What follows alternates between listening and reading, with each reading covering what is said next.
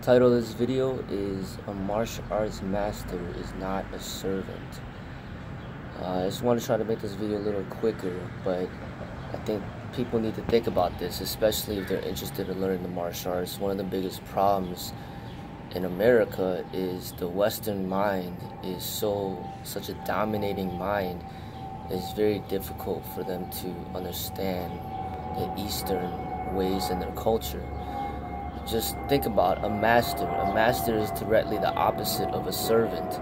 So it's a martial arts master, not a martial arts servant. So think about like head of the household, the father figure.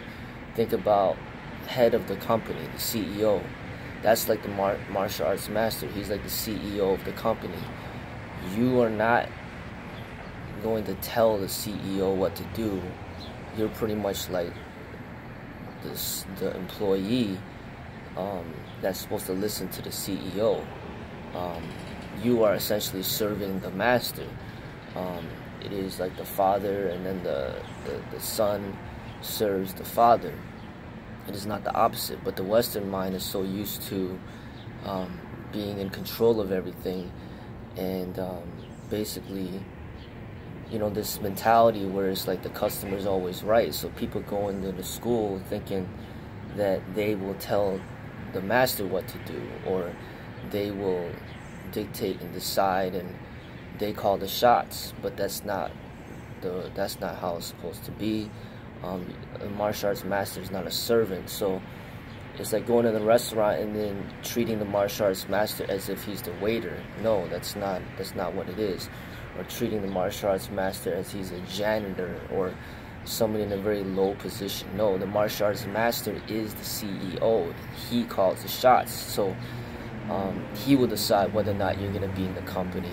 He will decide whether or not you will be employed. He will decide your working hours.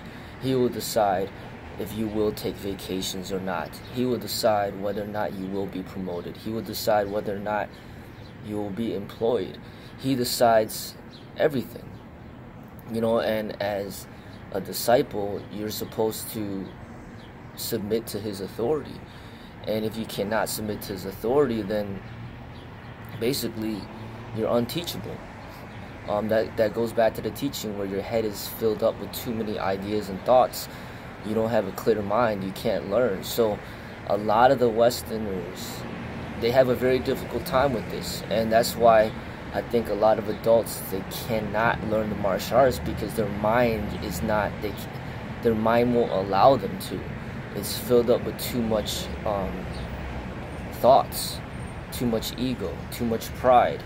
And that's why a lot of times children, they're in a much better state to learn because their minds are more empty and they're more able to submit to authority because that's what they're so used to in school and things like that. So these are some things, some of the challenges that I see in teaching the martial arts to the people in America.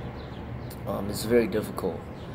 Even children are starting to be spoiled and just kind of, you know, babied, and the parents are surrendering their authority to the children and letting the children make all the decisions and just whine and pout and cry and then get what they want all the time.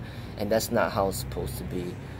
It's the opposite, where the authority, the parent, the master is the one who makes the decisions in which to shape the child to become truly reach the child's potential.